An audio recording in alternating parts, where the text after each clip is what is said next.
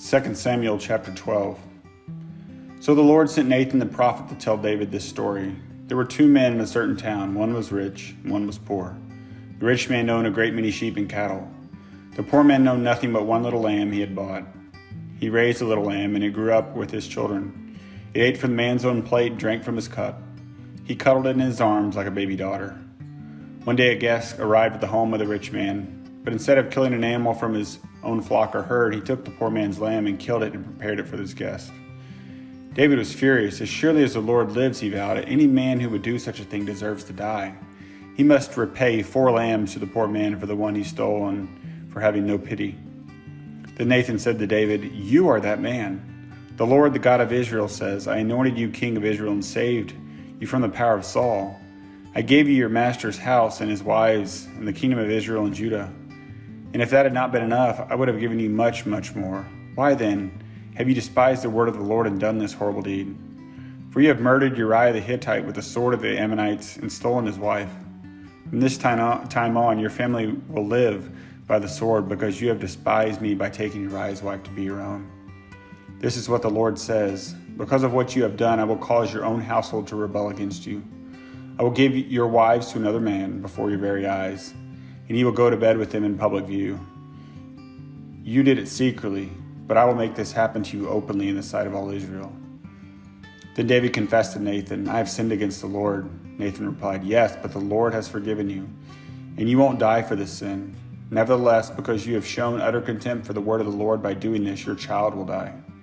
And Nathan returned to his home. The Lord sent a deadly illness to the child of David and Uriah's wife.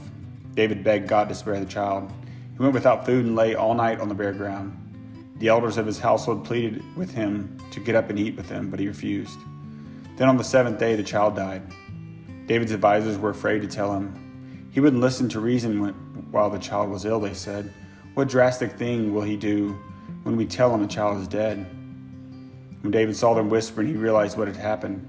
"Is the child dead?" he asked. "Yes," they replied, "he's dead." Then David got up from the ground, washed himself, put on lotions, and changed his clothes. He went to the tabernacle and worshiped the Lord.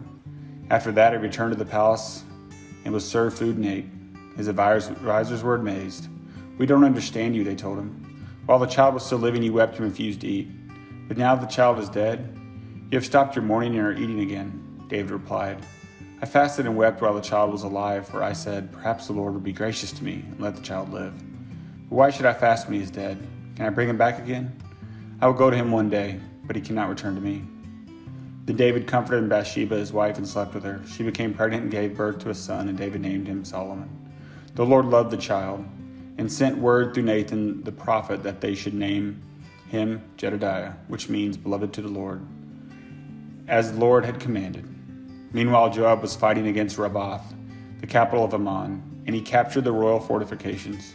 Joab sent messengers to tell David, "I have fought against Rabbah and captured its water supply.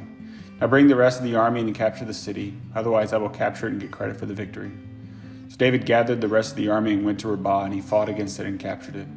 David removed the crown from the king's head, and it was placed on his own head. The crown was made of gold and set with gems, and it weighed 75 pounds. David took a vast amount of plunder from the city. He also made slaves of the people of Rabbah and forced them to labor with saws, iron picks, and iron axes, and to work with the brick kilns. That is how he dealt with the people of all the Ammonite towns. Then David and all the army returned to Jerusalem. 2 Samuel chapter 13. Now David's son Absalom had a beautiful sister named Tamar, and Amnon, her half-brother, fell desperately in love with her. Amnon became so obsessed with Tamar that he became ill. She was a virgin, and Amnon thought he could never have her. But Amnon had a very crafty friend, his cousin Jonadab. He was the son of David's brother Shemaiah. One day Jonadab said to Amnon, "What's the trouble? Why should the son of a king look so dejected morning after morning?" So Amnon told him, "I am in love with Tamar, my brother Absalom's sister." "Well," Jonadab said, "I tell you what to do. Go back to bed and pretend you are ill. When your father comes to see you, ask him to let Tamar come and prepare some food for you. Then tell him you'll feel better if she prepares it as you watch and feed you with her own hands." So Amnon lay down and pretended to be sick, and when the king came to see him, Amnon asked him, "Please let my sister Tamar come and cook my favorite dishes I watch. Then I can eat it from her own hands." So David agreed and sent Tamar to Amnon's house to prepare some food for him. When Tamar arrived at Amnon's house, she went to the place where he was lying down so he could watch her mix some dough. Then she baked his favorite dish for him. But when she set the serving tray before him, he refused to eat. "Everyone get out of here," Amnon told his servants. So they all left. Then he said to Tamar, "Now bring the food into my bedroom and feed it to me here." So Tamar took his favorite dish to him. But as she was feeding him, he grabbed her and demanded, "Come to bed with me, my darling sister." "No, my brother," she cried. "Don't be foolish. Don't do this to me. Such wicked things aren't done in Israel. Where could I go in my shame? And you would be called one of the greatest fools in Israel. Please, just speak to the king about it, and he will let you marry me." But Amnon wouldn't listen to her, and since he was stronger than she was, he raped her. Then suddenly Amnon's love turned to hate, and he hated her even more than he had loved her. "Get out of here," he snarled at her. "No, no," Tamar cried. "Sending me away now is worse than what you've already done to me." But Amnon wouldn't listen to her. He shouted for his servant and demanded, "Throw this woman out and lock the door behind her." So the servant put her out and locked the door behind her. She was wearing a long, beautiful robe, as was the custom in those days of the king's virgin daughters. But now Tamar tore her robe and put ashes on her head, and then, with her face in her hands, she went away crying. Her brother Absalom saw her and asked, "Is it true that Amnon has been with you?" "Well, my sister, keep quiet for now, since he's your brother. Don't you worry about it." So Tamar lived as a desolate woman in her brother Absalom's house. When King David heard what had happened, he was very angry, and he thought Absalom never spoke to Amnon about this. He hated Amnon deeply because of what he had done to his sister. 2 years later, when Absalom's sheep were being sheared at Baal-hazor near Ephraim, Absalom invited all the king's sons to come to a feast. He went to the king and said, "My sheep shearers are now at work. Would the king and his servants please come to celebrate this occasion with me?" The king replied, "No, my son. If we all came, it would be too much of a burden on you." Absalom pressed him, but the king would not come, though he gave Absalom his blessing. "Well then," Absalom said, "if you don't come, how about sending my brother Amnon with us?" "Why Amnon?" the king asked.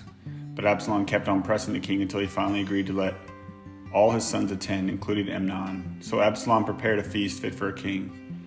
Absalom told his men, "Wait until Amnon gets drunk, then at my signal, kill him. Don't be afraid. I'm the one who has given the command. Take courage and do it." So Absalom's signal, they murdered Amnon. Then the other sons of the king jumped on their mules and fled. As they were on the way back to Jerusalem, this report reached David. "Absalom has killed all the king's sons. Not one is left alive." The king got up, tore his robe, and threw himself on the ground. His advisors also tore their clothes in horror and sorrow. But just then, Jonadab, the son of David's brother Shimeah, arrived and said, "No, don't believe that all the king's sons have been killed. It was only Amnon. Absalom has been plotting this ever since Amnon raped his sister Tamar." "No, my lord, the king. Your sons aren't all dead. It was only Amnon." Meanwhile, Absalom escaped.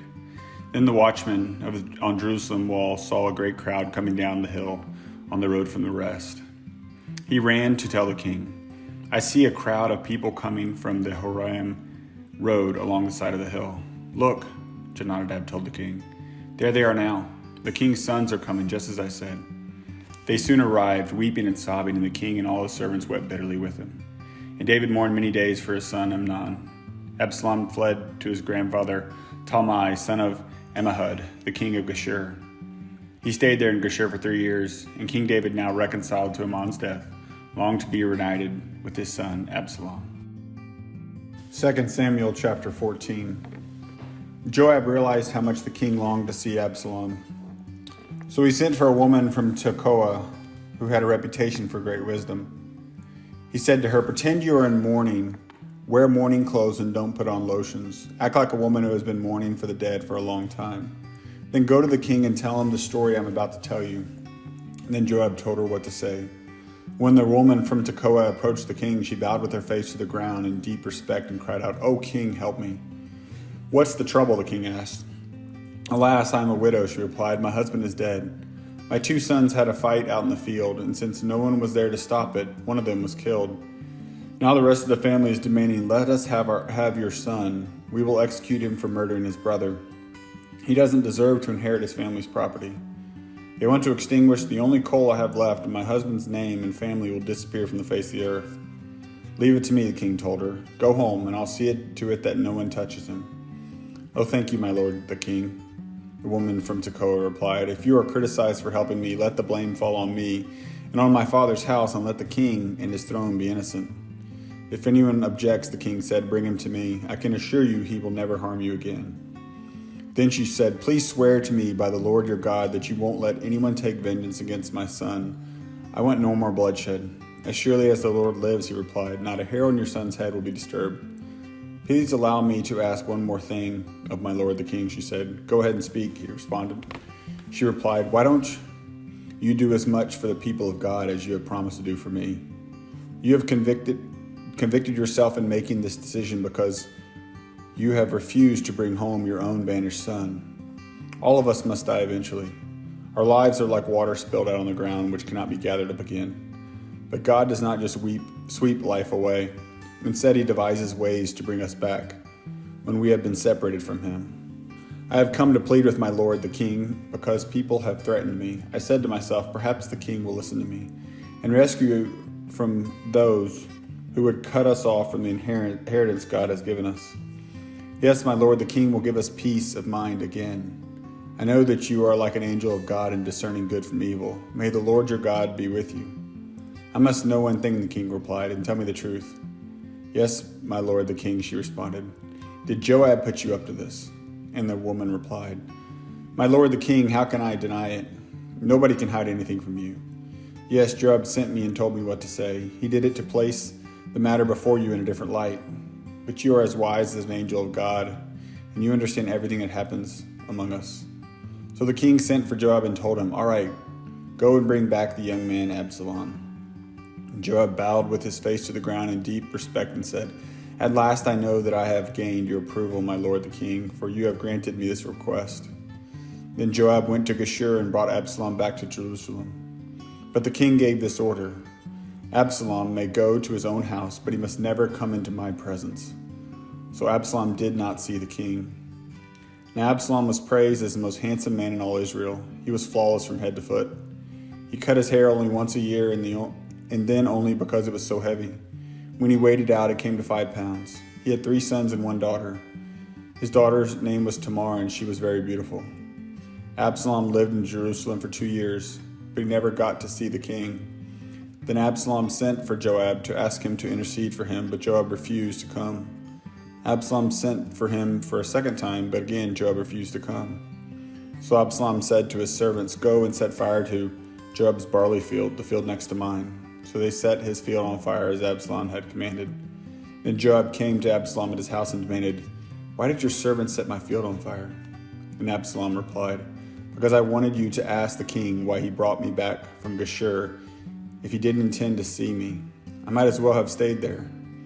Let me see the king. If he finds me guilty of anything, then let him kill me. So Joab told the king what Absalom had said.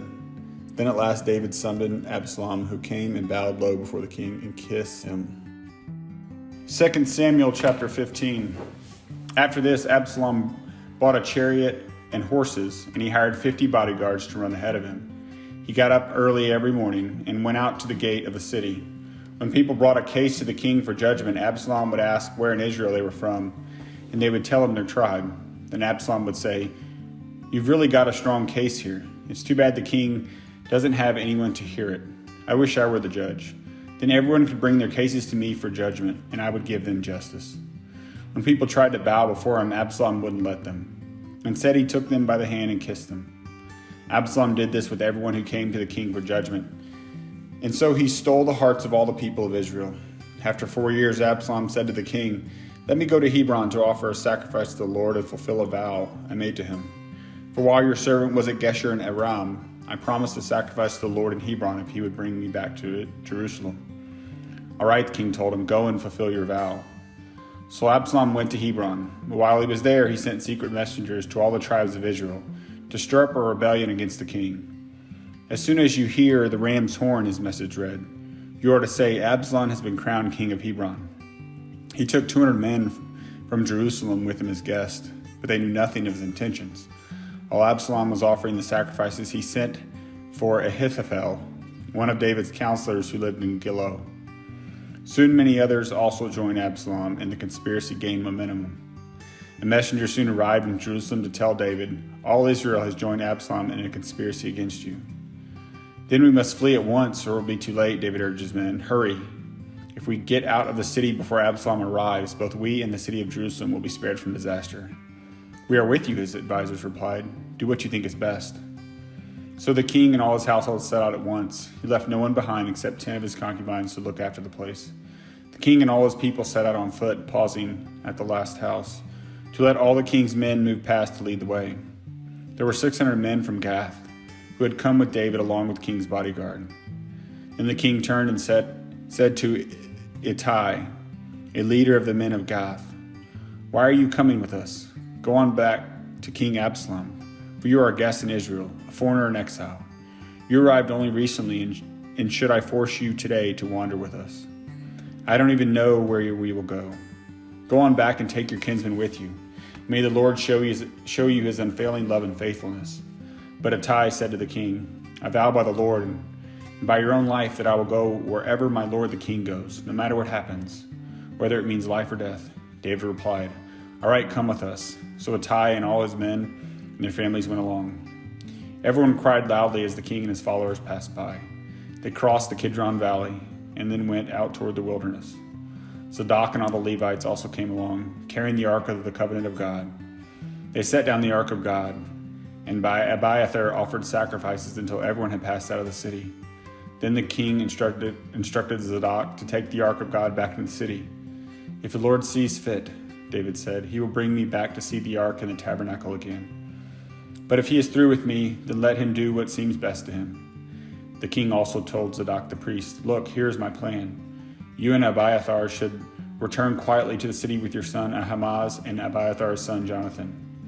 I will stop at the shallows of the Jordan River and wait there for a report from you." So Zadok and Abiathar took the ark of God back to the city and stayed there.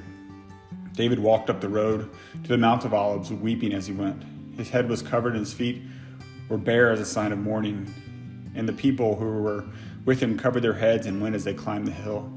When someone told David that his advisor Ahithophel was now backing Absalom, David prayed, "O Lord, let Ahithophel give Absalom foolish advice."